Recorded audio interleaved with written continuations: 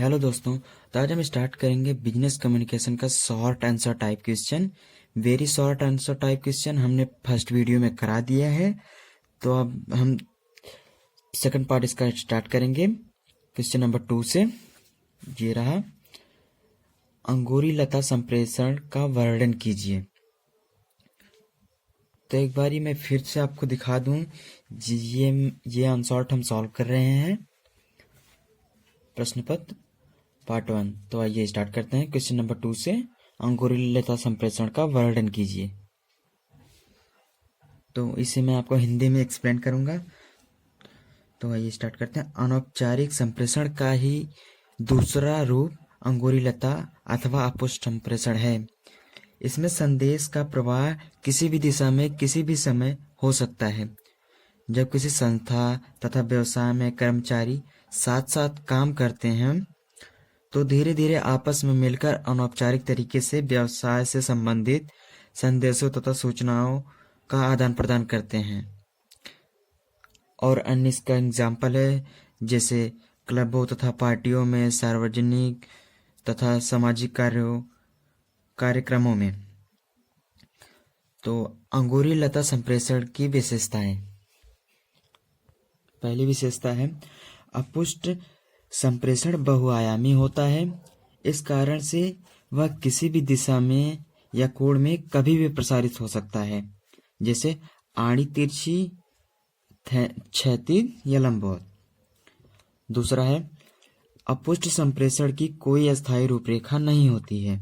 Third, अपुष्ट संप्रेषण में सुनी सुनाई बातें प्रसारित होती हैं। फोर्थ, अत्यधिक व्यक्तियों के बीच से संदेश गुजरने के कारण संदेश अधिक विकृत हो जाता है। अंगूरी लता संप्रेषण की उच्च सक्रियता के कारण। तो पहला कारण है, अपुष्ट संप्रेषण उस समय अत्यधिक सक्रिय होता है जब संगठन में काम करने वाले कर्मचारियों में भावुकता, अंधविश्वास, अशिक्षा तथा कार्य संस्कृति का अभाव होता है। सेकंड,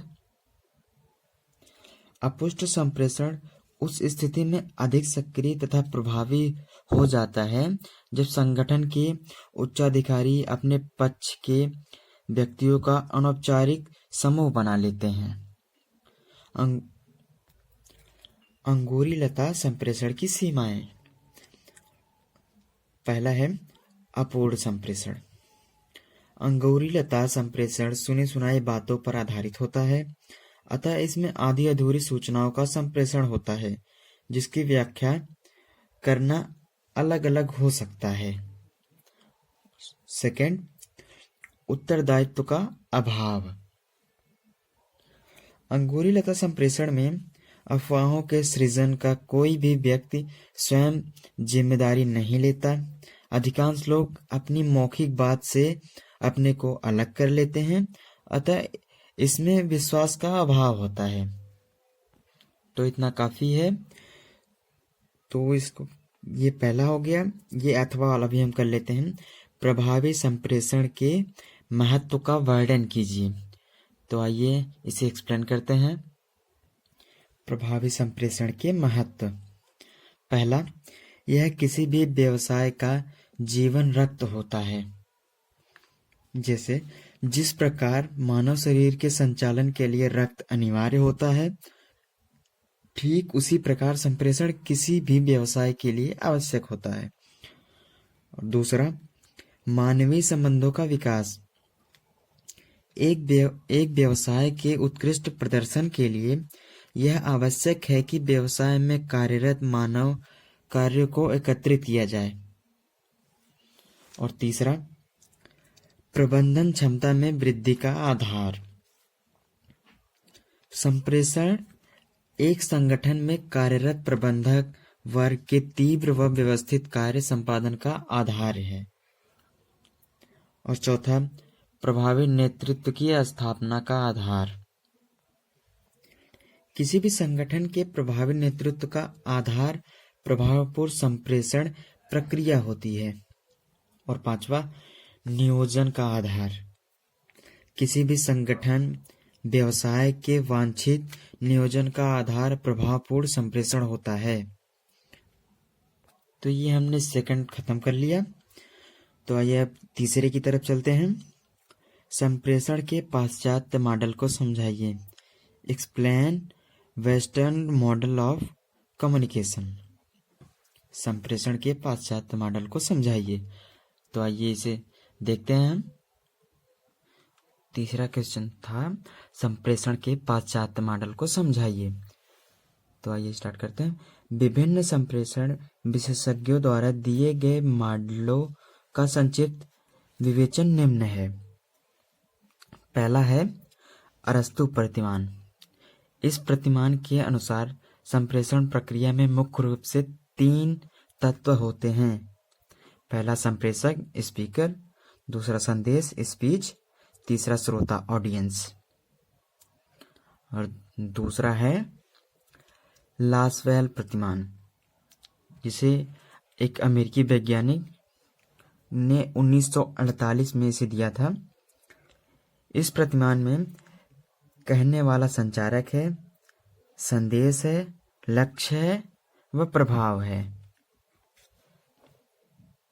यह अत्यंत ही सरल व स्पष्ट मॉडल है।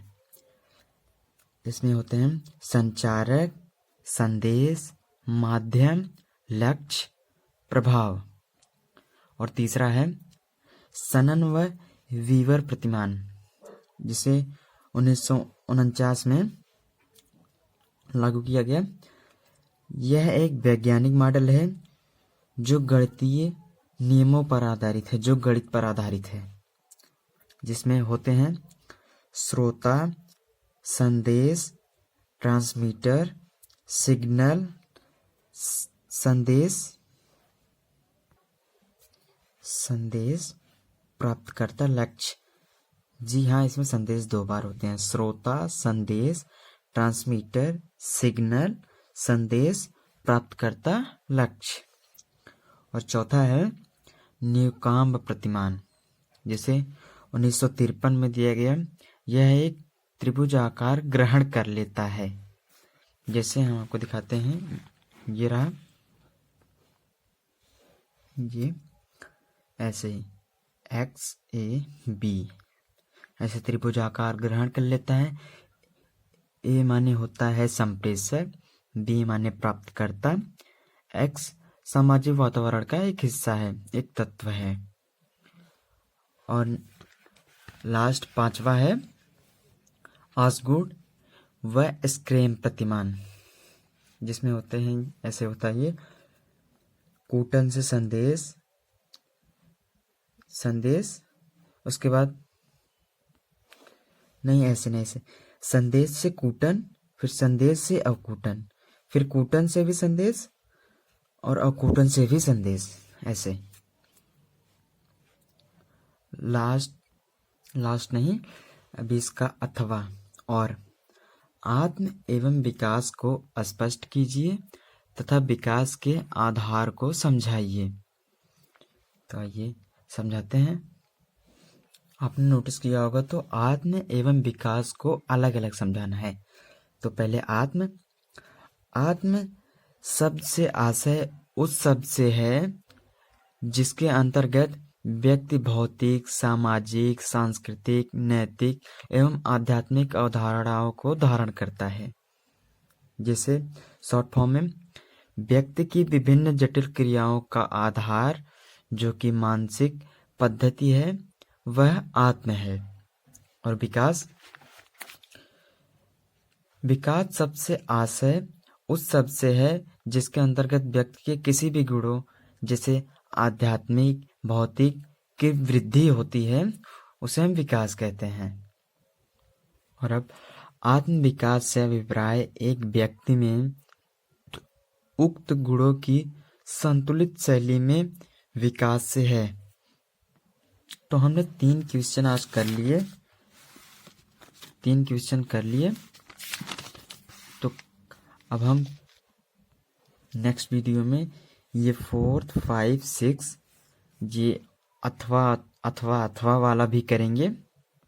वीडियो ज़्यादा लंबा ना हो, समझ में आए, इसलिए थोड़ा थोड़ा कर रहे हैं। बाकी मिलते हैं नेक्स्ट वीडियो में कुछ और अच्छे क्वेश्चंस के साथ। Thank you.